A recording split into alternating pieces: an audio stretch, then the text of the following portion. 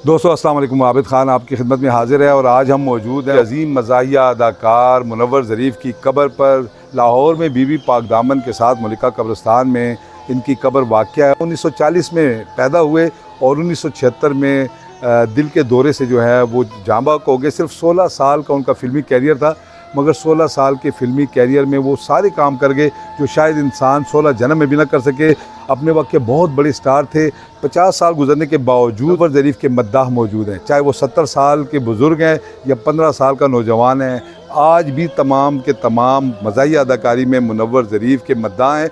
और जहाँ जहाँ कोई मज़ाहिया अदाकार पैदा होता है, मेरा ख़्याल है कि यकीनन वो सबसे पहले मुनव्वर ज़रीफ़ की फ़िल्में देखकर उससे जो है वो सीखने की कोशिश करता होगा। धर्मेंद्र का एक जुमला बड़ा मशहूर है कि जितना बड़ा अदाकार था मुनव्वर ज़रीफ़, हम चाहें भी तो पूरी ज़िंदगी में एक सीन मुनव्वर ज़रीफ़ की तरह फिल्मान नहीं सकते। 1940 में चौधरी अब्दुल हक के घर पैदा हुए। एक बड़ा दीनदार घराना था मुनव्वर ज़रीफ़ का। इनकी वालिदा बच्चों को कुरान पाक पढ़ाती थी। इनके वालिद जो हैं वो रेलवे में मुलाजिम थे। कहा जाता है कि मुनव्वर ज़रीफ़ के बड़े भाई ज़रीफ़, जिनका असल नाम मोहम्मद सदीक़ था, वो सबसे पहले फ़िल्मों में आए और वालिद ने बावजूद उन्हें इजाज़त दी कि वो फ़िल्मों में काम कर सकते हैं। जब उन्होंने फ़िल्मों में काम शुरू किया तो उनको देखा दाखी मुनव्वर ज़रीफ़ को भी फ़िल्मों में काम करने का शौक़ पैदा हुआ। पहले तो वो अपने वालिदैन से और भाई से डर के जो है वो शौक़ का इज़हार नहीं कर रहे थे, मगर रफ्ता रफ्ता उनके वालिदैन को भी ये इल्म हो गया कि उनके बच्चे में अदाकारी का जोहर कूट कूट कर भरा हुआ है और यकीनन ये बच्चा जो है वो कल ज़िंदगी में एक बहुत बड़ा नाम कमाएगा। वालिदैन को भी इजाज़त दे दी और फिर उसके बाद 1961 में पहली बार इन्हें फ़िल्मों में काम करने की इजाज़त मिली।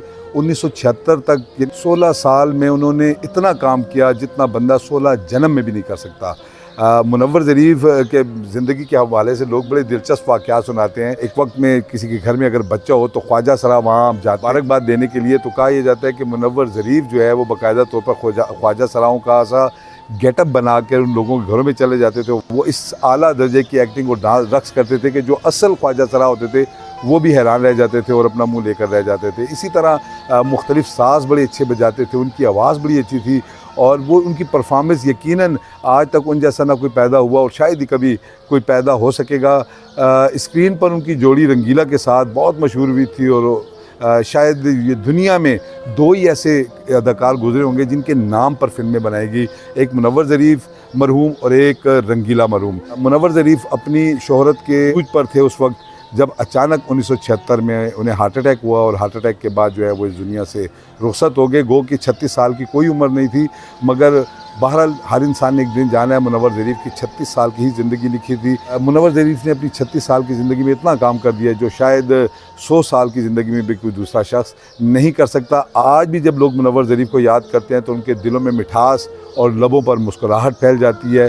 अल्लाह पाक मुनव्वर ज़रीफ़ के दर्जात बुलंद करें। बड़े अदाकार होने के साथ साथ बड़ी आला शख्सियत भी थे, बड़े मिलनसार इंसान थे, बड़ों का अदब करने वाले इंसान थे और इसके साथ साथ गरीब और जो बेसहारा लोग थे उनका सहारा बनते थे। आज हम यहाँ मौजूद हैं इनको ट्रिब्यूट पेश करने के लिए। उनके कदबे पर उनकी तारीख़ पैदाइश 25 दिसंबर 1940 है और तारीख़ वफ़ात 19 अप्रैल 1976 है।